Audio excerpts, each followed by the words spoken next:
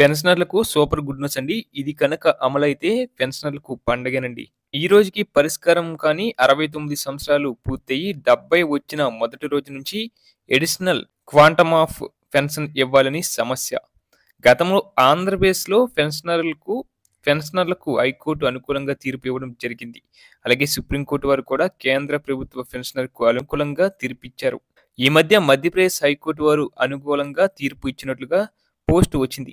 వీటి గురించి తెలుసుకున్నట్లయితే additional quantum of పెన్షన్‌కు సంబంధించి విశాఖపట్నం జిల్లాకు చెందిన రిటైర్డ్ తహసీల్దార్ గారు 69 సంవత్సరాలు నుండి 70వ సంవత్సరం మొదటి రోజు నుంచి తనకు అదనపు పెన్షన్ ఇవ్వాలని హైకోర్టులో కేసు వేసి అనుకూలంగా తీర్పు పొందారు. ఈ తీర్పు వారికి మాత్రమే అమలైంది. ఈ తీర్పును మిగిలిన అర్హత గల పెన్షనర్లకు అమలు చేయడంలో రాష్ట్ర పెన్షనర్ సంఘాలు ఫాలో అప్ చేయలేదు లేదా కోర్టుకు వెళ్ళడానికి సిద్ధపరచలేదు. ఈ కారణంచే అర్హత గల పెన్షనర్లు రాష్ట్ర వ్యాప్తంగా సంవత్సర పెన్షన్ను కోల్పోతున్నారు.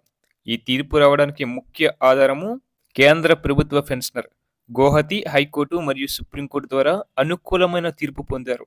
కేంద్ర ప్రభుత్వ పెన్షనర్ తనకు 79 సంవత్సరాల నుండి 80వ సంవత్సరం మొదటి రోజు నుంచి అడిషనల్ క్వాంటమ్ ఆఫ్ పెన్షన్ మంజూరు చేయాలని గౌరవ గౌహతి హైకోర్టులో కేసు వేశారు.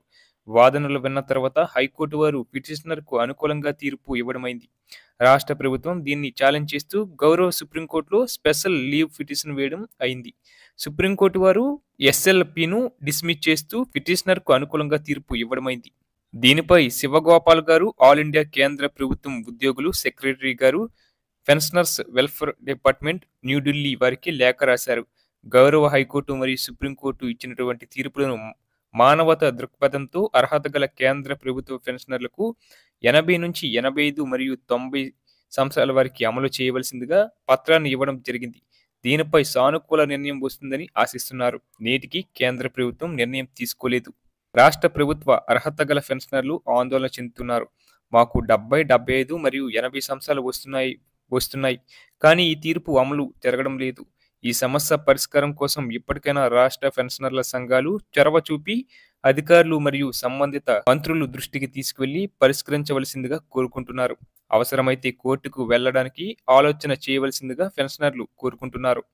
ఆంధ్రప్రదేశ్ గౌరవ హైకోర్టు వారు తీర్పు ఇచ్చి సుమారుగా 4 సంవత్సరాలు అవుతుంది. అయినా మన సంఘాలు స్పందన కరువైంది. నూతన ప్రభుత్వం వచ్చింది కాబట్టి ఇప్పటికైనా సంఘాలు స్పందించి ఈ సమస్యను పరిష్కరించి వందలాది మంది పెన్షనర్లకు లబ్ధి చేకూర్చవలసిందిగా పెన్షనర్లు అందరూ కోరుకుంటున్నారు. రాష్ట్ర పెన్షనర్ల సంఘాలు మరియు జేఏసీ కార్యాచరణతో ముందుకు వెళతారని ఆశిద్దాం.